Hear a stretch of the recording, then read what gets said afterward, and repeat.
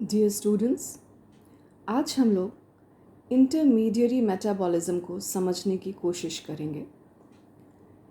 Intermediary metabolism को समझने के लिए मेटाबॉलिज्म के कुछ कंसेप्ट्स को क्लियर होना ज़रूरी है। इसके पहले भी आप लोग पढ़ चुके हैं कि मेटाबॉलिज्म क्या है। ये आपकी बॉडी में होने वाले सभी केमिकल रिएक्शंस को कलेक्टिवली एक टर्म दिया गया है, metabolism. Metabolism are of two types, catabolism and anabolism. ये देखिए, कैटाबॉलिज्म को आप ऐसे समझ सकते हैं, कार्बोहाइड्रेट, फैट या ऐसे ही molecules when they break down to give you carbon dioxide, water and energy, तो इस प्रोसेस को आप कैटाबॉलिज्म कहते हैं। एनाबॉलिज्म इसका ऑपोजिट प्रोसेस है, जिसमें एनर्जी जो यूज़फुल एनर्जी है और साथ ही कुछ small molecules they react and they combine to form some complex molecules. तो इस प्रोसेस को आप एनाबॉलिज्म कहते हैं। तो basically catabolism is the break down process and anabolism is the building up of the process. कुछ मेटाबॉलिक टर्म्स हैं जिनको आपको जानना चाहिए। जैसे आपके शरीर की चयापचयी क्रियाओं में या मेटाबॉलिक प्रोसेस में जो डिग्रेडेटिव प्रोसेस हैं, जिसमें ब्रेकडाउन होता है, उन टर्म्स को आप कहते हैं कैटाबॉलिज्म, जो कि जस्ट अभी आपने यहाँ पर देखा। और दूसरा डिसिमिलेशन, ब्रेकडाउन की प्रोसेस डिसिमिलेशन भी होती है। देर आर बायोसिंथेटिक प्रोसेस, जिसमें सिंथेसिस होती है। तो इसमें है एनाबॉलिज्म और एसिमिलेशन की प्रक्रिया। ये दोनों प्रक्रिया बायोसिंथेसिस की प्रक्रिया के अंतर्गत आती हैं। कुछ प्रोसेस होते हैं जो कि एनर्जी प्रोवाइड करते हैं, आपको एनर्जी प्रदान करते हैं आपके शरीर में। ऐसे प्रोसेस को आप एक्सर्गोनिक प्रोसेस या एक्सोथर्मिक प्रोसेस कहते हैं, जिससे कि एनर्जी मिलती है, ऊर्जा उपलब्ध होती है। ऐसे प्रोसेस को आप एक्सर्गोनिक प्रोसेस या एक्सोथर्मिक प्रोसेस कहते हैं। इसी तरह से इसकी ऑपोजिट प्रोसेस भी होती है, जिसमें एनर्जी कंज्यूम होती है। ऐसे प्रोसेस को जिसमें एनर्जी यूज़ होती है, कंज्यूम होती है, आप कहते हैं एंडोथर्मिक प्रोसेस और या फिर एंडरगोनिक प्रोसेस। कुछ ऐसे रिएक्शंस हैं जिसमें कि ऑक्सीजन इन्वॉल्व होता है। वो रिएक्शंस एरोबिक रिएक्शंस कहलाते हैं, या जो आपकी रेस्पिरेशन की प्रक्रिया है उसमें भी ऑक्सीजन इन्वॉल्व होता है। और कुछ ऐसे रिएक्शंस हैं जिनमें कि ऑक्सीजन की आवश्यकता नहीं होती। ऐसे प्रोसेस को आप एनएरोबिक प्रोसेस कहते हैं, या फिर ऐसे प्रोसेस फर्मेंटेशन की प्रक्रिया के अंतर्गत आते हैं, क्योंकि उसमें ऑक्सीजन इन्वॉल्व नहीं होता। एक टर्म है मेटाबोलाइट्स। मेटाबोलाइट्स क्या होते हैं? मेटाबोलाइट्स वो कंपाउंड हैं जो कि मेटाबॉलिज्म की प्रक्रिया में सम्मिलित होते हैं। वे सभी कंपाउंड, वे सभी यौगिक जो कि मेटाबॉलिज्म या चयापचय की प्रक्रिया में सम्मिलित होते हैं, उन्हें मेटाबोलाइट्स कहा जाता है। तो मेटाबॉलिज्म की प्रक्रिया को आप कुछ इस तरह से समझ सकते हैं कि यदि किसी प्रक्रिया में ए स्टार्टिंग पॉइंट है और ई एंड पॉइंट है, तो बीच में कुछ अन्य स्टेप्स भी होते हैं, कुछ अन्य यौगिकों का भी निर्माण होता है। इन यौगिकों को इंटरमीडिएट प्रोडक्ट्स या इंटरमीडिएट्स कहा जाता है। आपके चयापचय की जो संपूर्ण प्रक्रिया है, उसका मूल उद्देश्य आपके शरीर को ऊर्जा प्रदान करना है। इस लक्ष्य को प्राप्त करने के लिए मेटाबॉलिज्म में विभिन्न स्टेजेस हैं, विभिन्न प्रक्रियाएं हैं, जिसमें पहला स्टेज है डाइजेशन और एब्जॉर्प्शन का, पाचन और अवशोषण। दूसरा स्टेप होता है पाचन और अवशोषण के उपरांत, जिसमें एसिटिल कोएंजाइम ए का फॉर्मेशन होता है। एसिटिल कोएंजाइम ए के फॉर्मेशन के उपरांत जो तीसरा स्टेप है वो है साइट्रिक एसिड साइकिल का या टीसीए साइकिल का।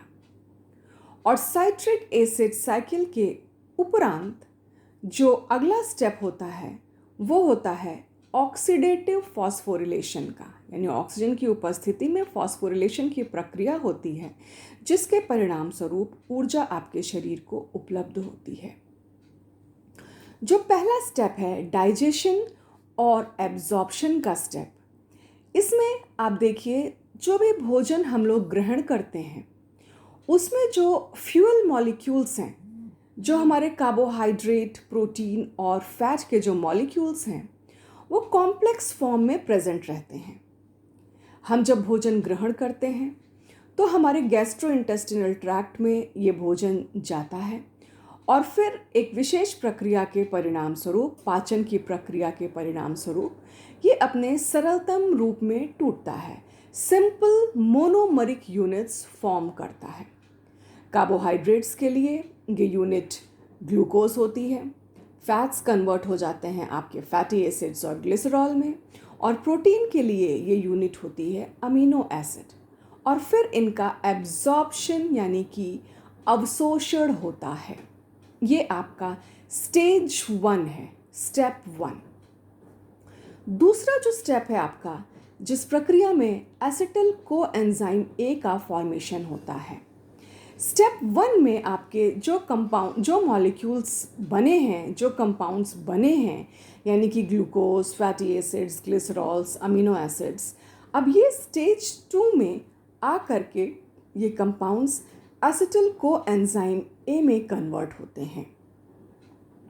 इस प्रक्रिया में एनर्जी रिलीज होती है जो कि वापस NADH या FADH या फिर कई बार सिर्फ ATP के रूप में वो ट्रैप होती है एसिटिल कोएंजाइम ए के फॉर्मेशन के समय। इसके बाद थर्ड स्टेप है साइट्रिक एसिड साइकिल।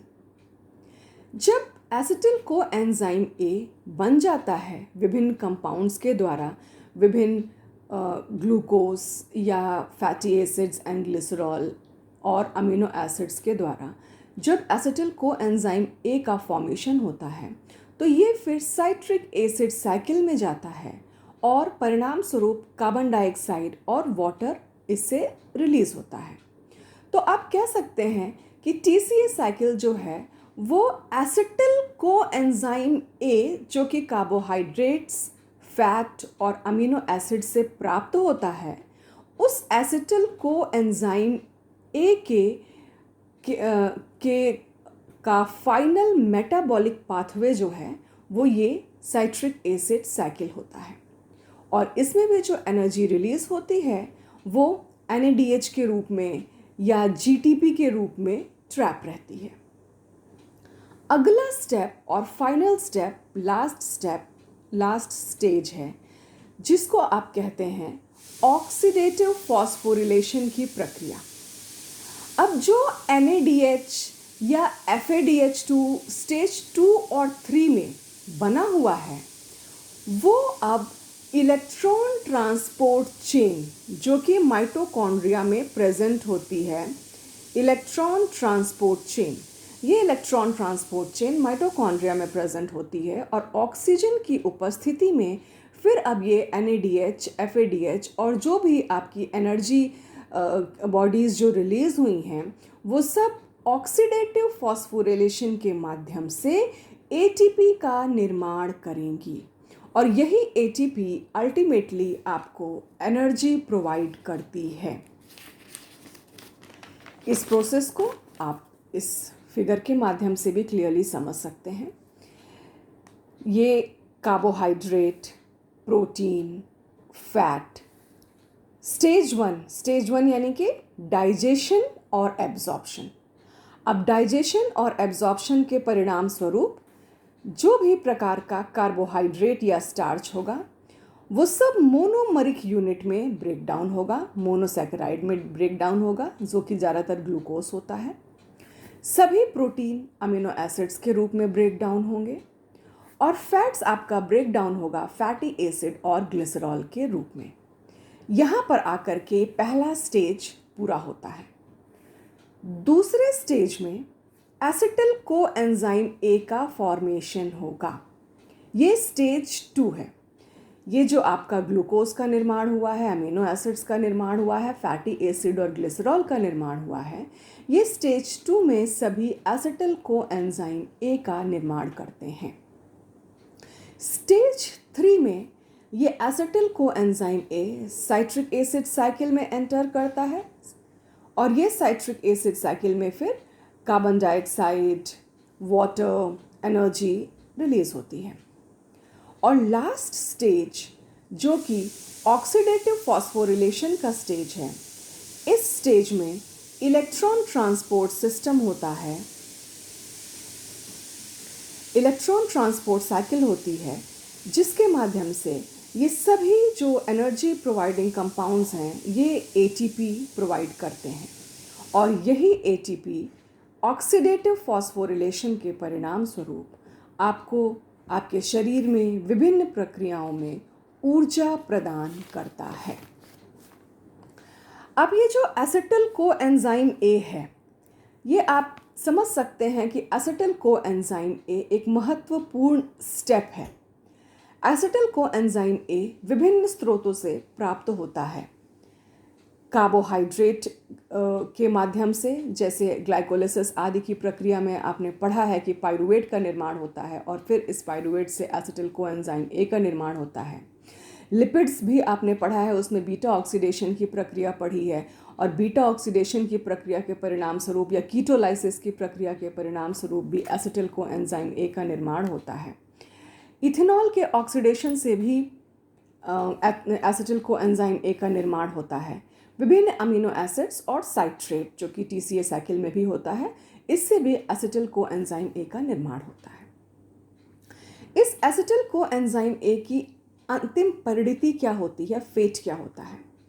आपने अभी जस्ट देखा कि ये acetyl coenzyme A TCA cycle में एंटर करता है और आगे जाकर के ऑक्सीडेटिव फॉस्फोरिलेशन की प्रक्रिया के परिणाम स्वरूप ऊर्जा उपलब्ध कराता है, या तो ये फिर आपको फैटी एसिड्स प्रोवाइड करता है, फैटी एसिड्स की सिंथेसिस के लिए इस्तेमाल होता है, कोलेस्ट्रॉल की सिंथेसिस के लिए इस्तेमाल होता है, कीटोन बॉडीज़ की सिंथेसिस के लिए इस्तेमाल होता है, एसिटिल कोलिन की सिंथेसिस के लिए इस्तेमाल हो सकता है और अन्य विभिन्न प्रकार के मेलाटोनिन की सिंथेसिस के लिए इस्तेमाल हो सकता है और साथ ही साथ कुछ सल्फा ड्रग्स के डिटॉक्सिफिकेशन में भी इसका इस्तेमाल होता है।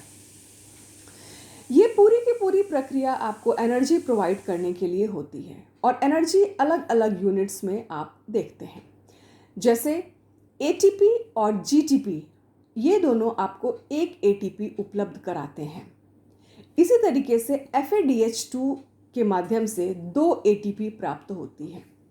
NADH के माध्यम से 3 ATP प्राप्त होती है। अब कुछ नया कंसेप्ट आया है, चेंज हुआ है, जिसमें कि FADH2 जिसको कि हम लोग सिर्फ 2 ATP मानते थे, ये मानते हैं कि ये 1.5 ATP प्रोवाइड करता है और NADH जो है वो 2.5 ATP प्रोवाइड करता है। आपके इस पूरे मेटाबॉलिज्म की प्रक्रिया में कोशिका के कुछ भाग बहुत महत्वपूर्ण होते हैं, जैसे कि साइटोसोल, माइटोकॉन्ड्रिया, ये सब बहुत महत्वपूर्ण होते हैं। कुछ ऐसी प्रक्रियाएं हैं जो कि पूरी तरह से साइटोसोल में होती हैं, जैसे glycolysis, glycogenesis, de novo synthesis of fatty acids, purine की सिंथेसिस। ये प्रक्रिया पूरी तरह से साइटोसोल में होती है। कुछ प्रक्रियाएं ऐसी हैं जो कि थोड़ी सी मतलब हाफ पार्शली इन साइटोसोल और पार्शली इन माइटोकॉन्ड्रिया होती है, जैसे यूरिया साइकिल, ग्लाइकोनियोजेनेसिस की प्रक्रिया, पिरिमिडीन की सिंथेसिस आदि। और कुछ ऐसी प्रक्रियाएं हैं जो कि सिर्फ माइटोकॉन्ड्रिया में होती हैं, जैसे citric acid cycle, beta oxidation, pyruvate dehydrogenase और ऑक्सीडेटिव फॉस्फोरिलेशन, कीटोजेनेसिस की प्रक्रिया और कीटोलाइसिस की प्रक्रिया।